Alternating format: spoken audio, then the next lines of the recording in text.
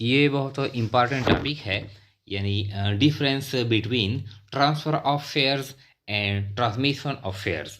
यानी transfer of share से क्या मुराद है और ट्रांसमिशन ऑफ शेयर से क्या मुराद है। ये अक्सर इंटरव्यू में ये क्वेश्चन यानी पूछा जाता है। तो ट्रांसफ़र ऑफ शेयर का इसका क्या मतलब है, यानी when the share और purchased from one person by other, जब शेयर परचेज किए जाते हैं यानी खरीदे जाते हैं एक शख्स के ज़रिए दूसरे शख्स से, यानी when the shares are purchased from one share holder by the other share holder through stock exchange के ज़रिए, यानी जो शेयर का जो कारोबार होता है ये स्टॉक एक्सचेंज में होता है। फिर जब एक शेयर होल्डर दूसरे शेयर होल्डर से यानी शेयर परचेज करते हैं तो क्या होता है, द ओनरशिप एंड पोजेशन और आल्सो ट्रांसफर्ड। तो जो ओनरशिप होता है, जो मलकियत है और जो पोजेशन है, जो कब्जा है शेयर का, और आल्सो ट्रांसफर, वो भी ट्रांसफर किया जाता है टू द अदर पर्सन यानी to the new share holder. This transfer of ownership is called transfer of share.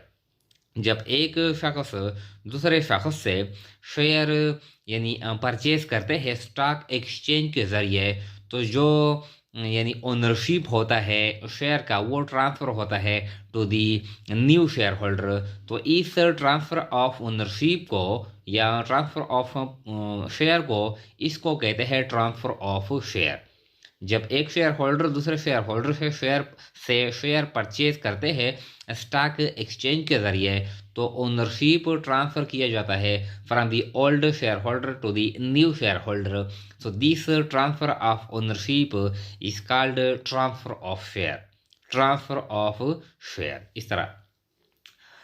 यानी और ट्रांसमिशन से क्या मुराद है, ट्रांसमिशन ऑफ शेयर्स, इससे क्या मुराद है, यानी when any share holder dies, जब कोई शेयर होल्डर मर जाता है, वफात पाता है, और बिकम्स मेड, या पागल बन जाता है, दीवाना बन जाता है, यानी कारोबार वो फिर नहीं कर सकता, कोई या तो मर जाता है या फिर दीवाना बन जाता है, ही शेयर्स और transferred to he successor.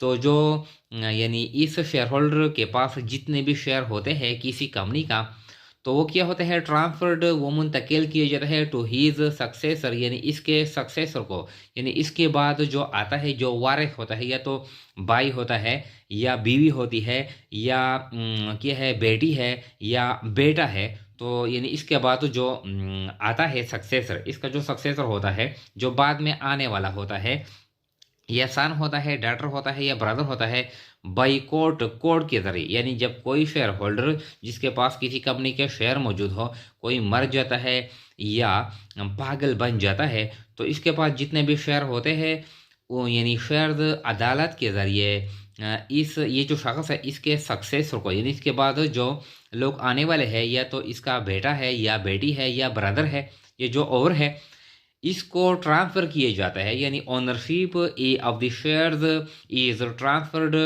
To he successor, means to this people, son, daughter या ब्रदर। इसको ट्रांसफ़र किया जाता है किसके ज़रिए, बाई कोर्ट, अदालत के ज़रिए, क्योंकि या तो वो मर जाता है या फिर वो कारोबार करने के काबिल नहीं रहता।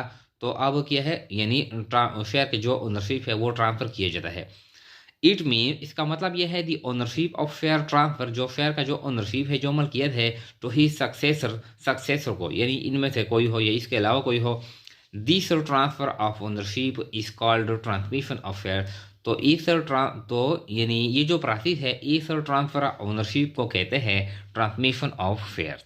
यानी जब कोई शेयर होल्डर हो वो वफात पाया जाता है या फिर यानी पागल बन जाता है, या कोई दूसरा है इंसॉल्वेंट किया जाता है, तो फिर इसके पास जितने शेयर है किसी कंपनी के, तो यानी अदालत के ज़रिए, कानून के ज़रिए, यानी ये जो शख्स है इसके जो सक्सेसर है, बेटा है, बेटी है या ब्रदर है, इसको ट्रांसफ़र किए जाते हैं कानून के ज़रिए। तो this transfer of ownership of the share of any company of just a company is called transmission of share. यानी ये जो ट्रांसफ़र किया जाता है ये प्राइस के ज़रिए किया जाता है, प्राइस स्टॉक एक्सचेंज के ज़रिए। और ये क्या होता है, ये प्राइस के ज़रिए नहीं होता, बल्कि ये उनको ये जो वो रसा है वो यानी उनको ट्रांसफ़र किया जाता है। तो इसको कहते हैं ट्रांसमिशन ऑफ